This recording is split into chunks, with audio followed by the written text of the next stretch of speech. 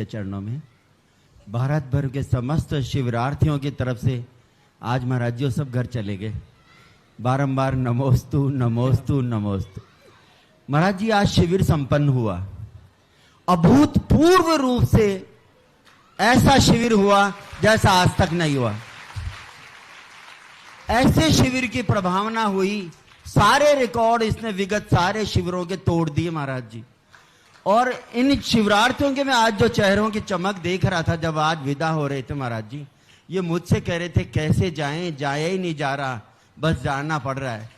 तो महाराज जी इतना आप करुणा करके, इतनी वात्सल्य से, इतनी ऊर्जा इन सब शिवरार्थियों को दे देते हैं और इनको लगता भी नहीं है कुछ आ रहा है, लेकिन लगता है कुछ आ रहा है। ये जो महाराज जी होता है ना, समझ भी नहीं पा रहा क्या आ रहा है, लेकिन वो ये भी समझ पा रहा है बहुत कुछ आ रहा है। तो महाराज जी आप जो वात्सल्य रूप में इतनी करुणा सबको जो दे देते हो, इनको महसूस भी होती है, लेकिन महाराज जी प्रत्यक्ष तक क्यों नहीं महसूस होती। दूसरी बात महाराज जी, आप तो करुणा करके सब पे दे देते हो और आपकी करुणा से सारे शिवरार्थी हमेशा लाभान्वित होते रहे हैं, लेकिन महाराज जी क्या आप भी ऐसा मानते हो कि शिवरार्थियों को भी आपके प्रति या धर्म के प्रति या समाज के प्रति कोई कर्तव्य होने चाहिए? पहली बात तो है, मैं कभी किसी को कुछ देता ही नहीं, बड़ा कंजूस हूँ। सब कुछ देते हो? मैं देता नहीं हूँ, मैं तुम्हारी सोई हुई शक्ति को जगा देता हूँ। अपने दीपक की ज्योति में किसी को चलाना कब तक चलाओगे? साधु का नेचर होता है कि वो अपनी ज्योति को कम नहीं करता, पर वो बुझे हुए दीपकों की ज्योति को छू छू करके उनको प्रज्वलित कर लेता है, तो एक दीपक से अनेक दीपक बन करके दिवाली बन जाती है। और वह जो उसकी ऊर्जा रहती है सबके अंदर भरी पड़ी है, जागृत करना है। तो इन सब संस्कारों के माध्यम से प्रत्येक आत्मा में जो शक्ति भरी है उसको जागृत करना है। स्कूल में मास्टर पढ़ाता है, वो पढ़ाने का उपचार होता है, वास्तविक रूप से उसका जो ज्ञानावरणी कर्म का क्षोभसम है उसको वो जागृत कर देता है। तो हम लोग तो यही चाहते हैं कि हर व्यक्ति की शक्ति जो सोई हुई है वो जागृत हो जाए। वस्तुतः इस बार शिविर में कुछ अलग अलग शिवरार्थियों को भी अनुभूति हुई, मुझे भी अनुभूति हुई। शिवरार्थियों का जो समर्पण, इस बार सबसे कम शिवरार्थियों की शिकायतें आई, नहीं तो प्रतिदिन 1 घंटा हमारा उसी में निकल जाता था, फलाना नंबर का व्यक्ति खड़ा हो जाए,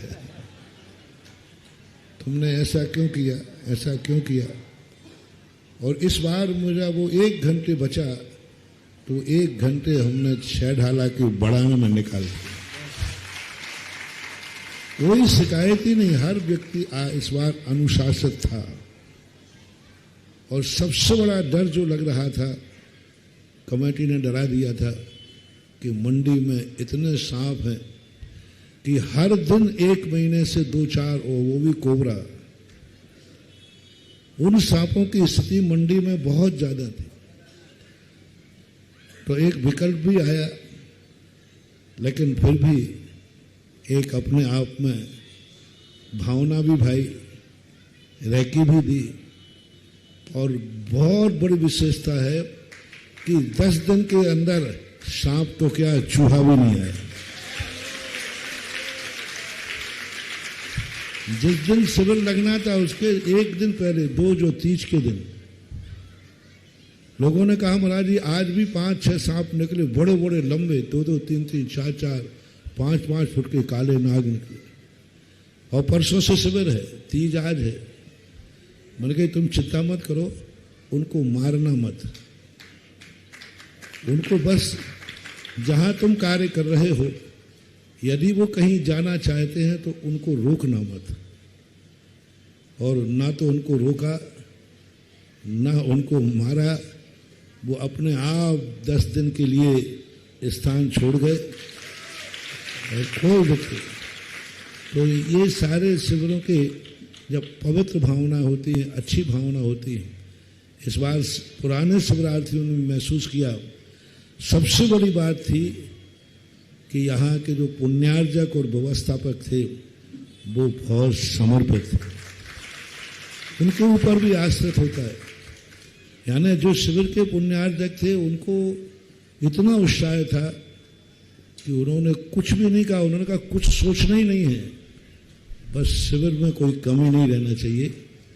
तो ये सब प्रकार की भावनाएं जब बन जाती हैं तो दुर्घटना भी सुघटना में बदल जाती है।